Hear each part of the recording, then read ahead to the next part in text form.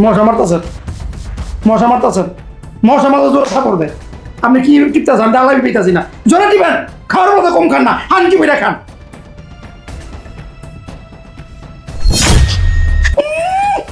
রং না বাপ, বাপ তুই আইসস? ক্ষমা, আমি আইছি। বাবা কিন্তু কিন্তু তোমার এই অবস্থা কেন? তুমি কেন এই লোকটা পাঠিয়ে দিচ্ছ?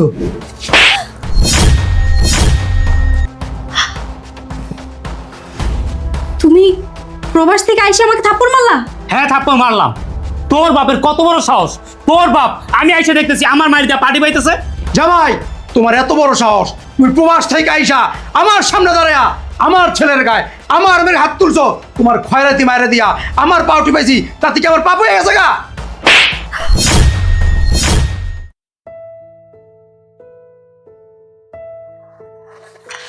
আরে আব্বু, তোমরা? কেমন আছো মা? একেবারে আয়ে পড়ছি, আর ভালো লাগে না। জামে প্রবাস থাকে, লাখ লাখ টিয়া পাঠায়, নিয়ত করছি এনে তোকে বাড়িতে থাকমু, খামুলুম আর আরাম করমু। কি কস? ভালো করছে, ভিতরে আসো। আয়।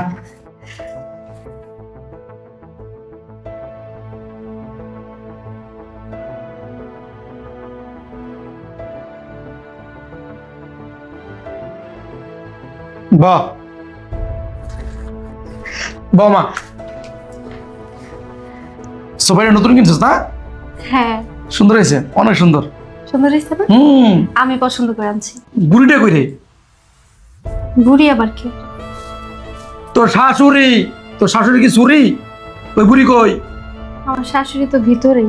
ও, ওরা প্রবাস থেকে কষ্ট করে ইনকাম করে লাখ লাখ টাকা পাঠায়, আর বুড়ি খাই গিয়ে গতর উত্তর ভালোই করতেছে নাকি? আমি আইয়া পড়ছি, হুইয়া বুইয়া খাওয়ান্তিস, বাইর করে দিব, বুঝছ না? আচ্ছা আপা, তোর বাসায় কি কোনো কাজের বউ আছে? হ্যাঁ আছে তো একজন। কেন? শোন, আজকে যদি কাজের বউ আসে তাহলে ওনাকে নিষেধ করে দিস, ওনাকে আর আসতে হবে না। কি বলিস? তাহলে বাসার কাজ করবে কে? কে করবে আবার? ওই যে আপনার শাশুড়ি বুড়িটা আছে না, ওই বুড়িটারে দিয়ে আপনি বাসার সমস্ত কাজ করাইবেন। কি বলতেছো? আমার শাশুড়ি তো মুরব্বী মানুষ, উনাকে দিয়ে বাসার কাজ করাবো? তোর শাশুড়ি অত বুড়ি হয় না যে বাসার কাম করতে পারবো না, বুঝছ না?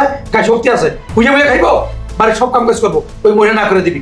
কিন্তু এই কথা যদি রুবেল জানে তাহলে আমার কি অবস্থা হইব তুমি বুঝতে পারতাছো? তোর ব্যাগ কেল মাইয়া, তোর জামাই কেমন জানবো ও থাকে প্রবাসে? আচ্ছা ঠিক আছে, তোমরা এখন ভিতরে যে ফ্রেশ হও, আমি তোমাদের খাবারের ব্যবস্থা করছি। আর তোমাদের যতদিন ইচ্ছা ততদিন এই বাড়িতে থাকবা। যতদিন ইচ্ছা মানে? আমরা তো একেবারে চলে আসছি, আমরা ওই বাড়িতে আর যাবো না, এখন থেকে আমরা এখানেই থাকবো। তাহলে তো আরো ভালো হয়েছে।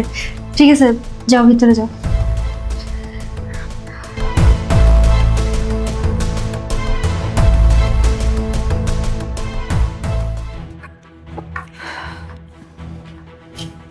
বাহ বাবা বাবা বাবা, কত সুন্দর, কি সুন্দর করে সোফার ভিতরে বসে রয়েছে গো, কি শান্তি। দুনিয়ার কোনো খেয়াল টেয়াল নাই, খেয়াল থাকবো কেমনে? পোলায় প্রবাসে থাকে, কষ্ট করে টাকা কামায়, ওই টাকা দিয়ে ভালো মন্দ খাইয়া গতটারে কত সুন্দর করছে। বাবারে মেহেন্দি মন্দির লাগাইয়া নতুন শাড়ি লাগাই গেটা বিচান্স হয়ে গেছে গা। শোনেন, হুইয়া বুইয়া খাইবেন, আমি আইসা পড়ছি, আর চলতো না হুইয়া বুইয়া খাওয়া। কি কস? কি বাবা বিয়া সাহেব, আপনি মানে এইভাবে কথা বলতেছেন কেন? কি কথা কইতাছি? ইংলিশ কইতাছি, বাংলায় তো কইতাছি। হুইয়া বাবা খাওয়া আর চলতো না, আমি আইয়া পড়ছি, বুঝেন নাই? বহুত আরাম করে খাইছেন। বিয়া সাহেব, আমার ছেলে প্রবাস থেকে কষ্ট করে টাকা পাঠায়, আমার ছেলের টাকা আমি খাই, আমি পয়সা খাই না, কিভাবে খাই সেটা তো আপনার বলা উচিত না। আব্বা, এই বুড়ি তো দেখছি বেশি কথা বলে। এই ছেলে, তুমি কাকে বুড়ি বলতেছো? আমার বাড়িতে দাঁড়ায় আমারে বুড়ি বলতেছো? বেয়াদব জানি কোথাকার। আপনার এত বড় সাহস, আপনি আমার স্বামীকে বেয়াদব বলতেছেন? আর বেয়াদব তো আপনি, আপনার কি লজ্জা করে না? ছেলের বাড়িতে বসে বসে খান। এই বেয়াদব মেয়ে, লজ্জা আমার করবে কেন? লজ্জা তো তোমাদের হওয়া উচিত। আমি আমার ছেলে বাড়িতে থাকতেছি, আমার ছেলেরটা খাইতেছি, তোমরা কিভাবে আসছো আমার ছেলে বাড়িতে? তোমাদের লজ্জা করে না? তোমরা ভুলে যেতে পারো, কিন্তু আমি ভুলি নাই। তোমাদের বাসা যখন গেছিলাম আমার ছেলে বিদেশ যাওয়ার জন্য, টাকা চাওয়ার জন্য, তখন কি করছিলা? অপমান করছিলা আমাদের। কিন্তু দেখো, আল্লাহ কিন্তু দিন ফিরাইছে। ওই দিন ফিরাইছে বলে আজকে আমার ছেলে বাড়ি কিনছে, এই ফ্ল্যাট কিনছে। এখন তোমরাই আমাদের বাড়িতে আসছো, তোমার লজ্জা করে না? বাবা রে বাবা, ওলার প্রবাসী টিয়া খাইয়া চাপা জোর হয়েছে কত বুড়ি না। শোনেন, আমার তো লজ্জা নাই শরম নাই, আর এত লজ্জা শরম থাকলে গরম ভাত মিলেন নাই, গরম ভাত খাইতেছি বুঝছেন? চাপা নাই সেরা, কাজে লাগিয়ে যান যান। বুঝতে পারছি বাবা, এইভাবে বললেই বুড়ি শুনবে না, আপনি চাপেন। এই বুড়ি, এইখানে সংসারে দাঁড়ায় না থাইকা যা রান্নাঘরে যাই আর রান্না বাড়া কর, কাজে লেগে পড়, যা যা। ঠিক আছে না? কত বড় সাহস, মুখে মুখ তর্ক করে। একদম ঠিক কাজ করছে, শয়তান বলি।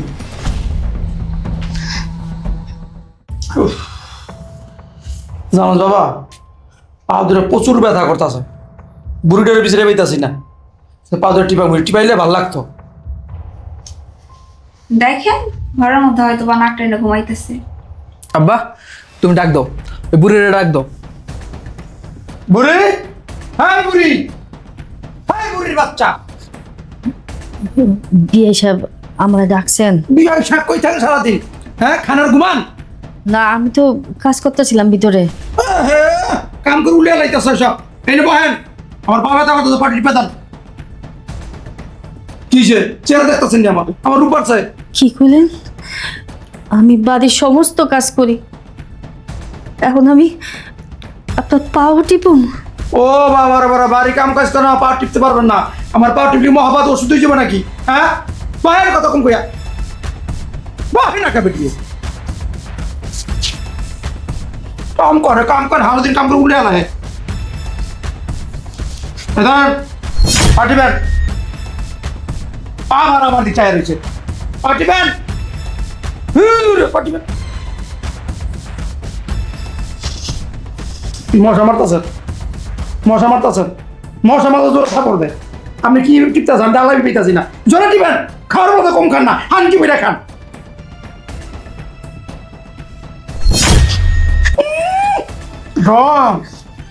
জোরে টিপেন। অনেক শান্তি পাইতেছি, অনেক মজা পাইতেছি। আর টিপেন, ভালো করে টিপেন, জোরে জোরে টিপেন। শান্তি। মা, বাপ, বাপ তুই আইসস? হ্যাঁ মা, আমি আইছি। বাবা, কিন্তু কিন্তু তোমার এই অবস্থা কেন? তুমি কেন এই লোকটা পাঠিয়ে দিচ্ছ? বাবা রে, তোর শ্বশুর আর এরা এই বাড়িতে আসার পর থেকে আমাদের দিয়ে সব কাজ করাইতেছে, আর বাড়ির কাজের বুয়াদের না কইরা দিছে, আর আমার সাথে সবসময় খারাপ ব্যবহার করে, ঠিক মতো খাইতেও দেয় না। তুই তো আসার পর দেখলি আমি তোর শ্বশুরের পা টিপতেছি। কি? আপনার এত বড় সাহস, আপনি আমার বাড়িতে এসে আমার মাকে দিয়ে পার্টি পাচ্ছেন? দুলা ভাই, আপনার মা আমার বাবার পা টিপছে, তাতে এমন কি হয়েছে? তাতে কি মহাভারত অশুদ্ধ হয়ে গেছে নাকি? তোদের এত বড় সাহস, তোরা আমার বাড়িতে এসে আমার মাকে দিয়ে এই বাড়ি কাজ করাস, আমার মাকে এই বাড়ি চাকর বানিয়ে রাখছস। এই তোদেরকে এই বাড়িতে আসার পারমিশন দিছে কে? কেন আসছস তোর এই বাড়িতে? এই ভাবনা, ভাবনা। রুবেল, তুমি দেশে চলে আসছো, অথচ আমাকে কিছু জানালে না কেন? তুই আগে আমাকে বল, তোর বাপ ভাইয়ের বউ কেন আমার বাড়িতে? ওনারা তো 1 বছর ধরেই আমাদের বাড়িতে। 1 বছর ধরে আমার বাড়িতে? আমাকে কেন বলিস নাই? আশ্চর্য, আমার বাবা, আমার ভাই, আমার ভাইয়ের বউ আমাদের বাড়িতে আছে, তো জানানোর কি আছে?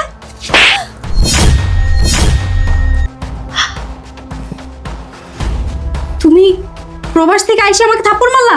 হ্যাঁ, থাপ্পড় মারলাম। তোর বাপের কত বড় সাহস? তোর বাপ আমি আইসা দেখতেছি আমার মারিটা পার্টি পাইতেছে।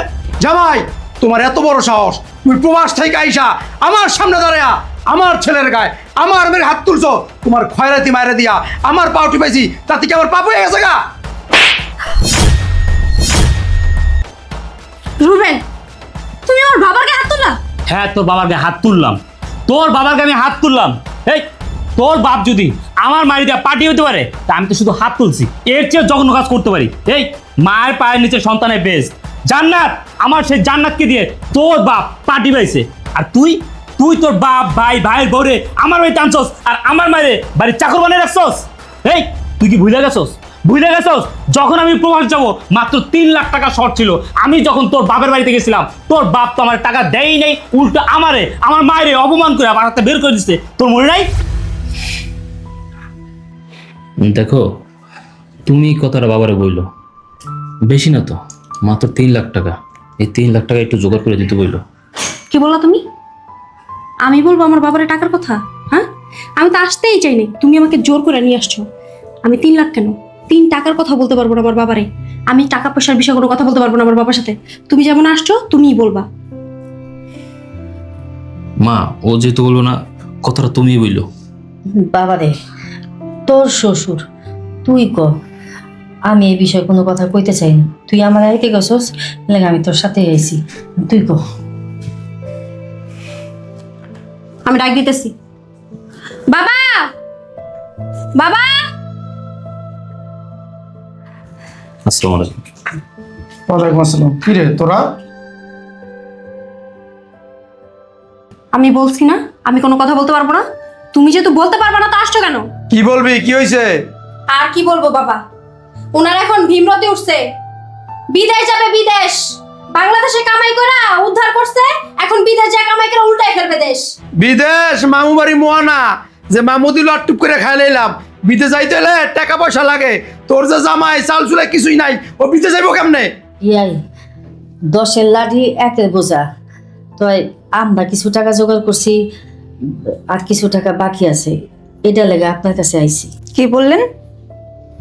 টাকার জন্য আসছেন? আমরা কি আপনাদের জন্য টাকা নিয়ে বসে আছি নাকি?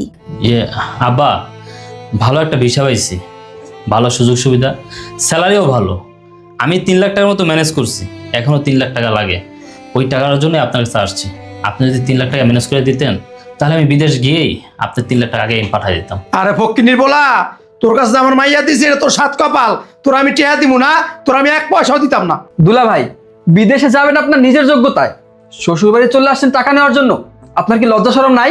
বিয়াই, আপনি আপনার ছেলে, ছেলের বউ সবাই আমাকে অপমান করতেছেন। টাকা দিলে দিবেন, না দিলে না দিবেন, সাপ কথা কইয়া দেন যে দিমু না। এত অপমান করার তো কোনো দরকার নাই। চুপ থাকেন।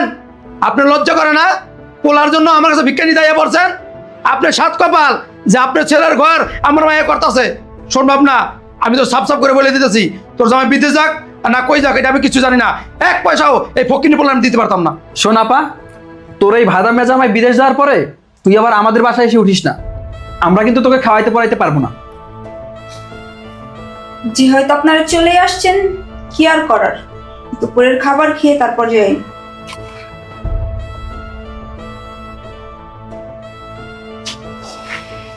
এবার শিক্ষা হয়েছে না? আমি তো আগেই বলছিলাম আমার বাবা তোমাকে কোনো টাকা পয়সা দিব না, আমার বাবার কাছে টাকা চাইতে যাওয়ার দরকার নাই। তারপর আসছো, হয়েছে এখন শিক্ষা? তোমার বাবা চাইলেই পারতো টাকাটা দিতে। আমার বাপের কোন টাকাটা পড়ছে যে তোমার টাকাটা বিদেশ পাঠাইবো? বোমা, বিপদ আপদে তো আত্মীয় স্বজনের পাশে আত্মীয় স্বজনই থাকে, কিন্তু তোমার বাপে যেমন ব্যবহারটা করলো, আমগদে অপমানটা করলো, এটা কি ঠিক হয়েছে কো? শোনেন আম্মা, হায়দা ঝাড়ুর বাড়ি খাইলে না কিছু করার নাই, আপনাদের স্বভাবই এটা। আমি তো আগেই বলছি আমার বাবা টাকা পয়সা কিছু দিবে না। তারপর আপনার ছেলেরা না চলে আসছেন এখানে টাকা চাইতে। আপনার ছেলে বিদেশ যাবে, আপনি পাঠাইতে পারেন না? আমার বাবা কেন টাকা দিবে আপনার ছেলে বিদেশ যাওয়ার জন্য? হয়েছে, চলো এবার বাসা। বলো না খায় যেতে।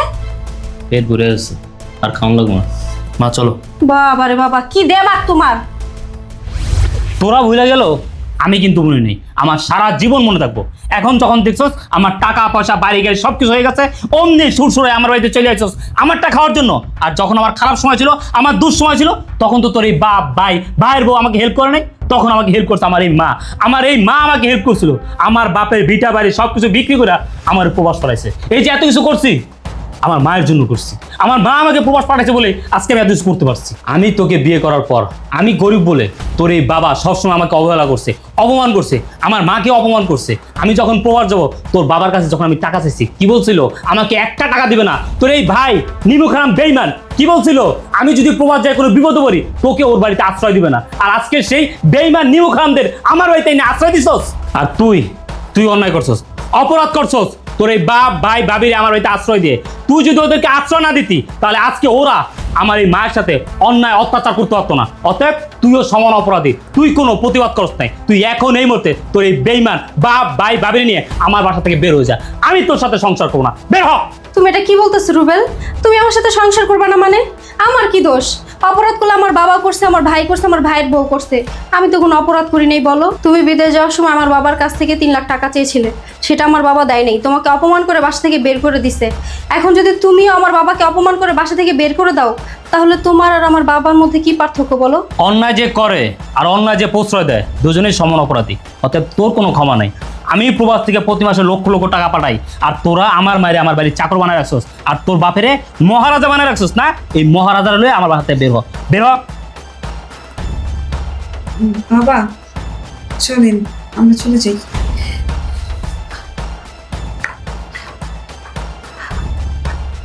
কিরে তুই দাঁড়া আছিস কেন? বের হ আমার বাসা থেকে, বের হ। বাবা রে, বৌমা রে, মাফ করে দে।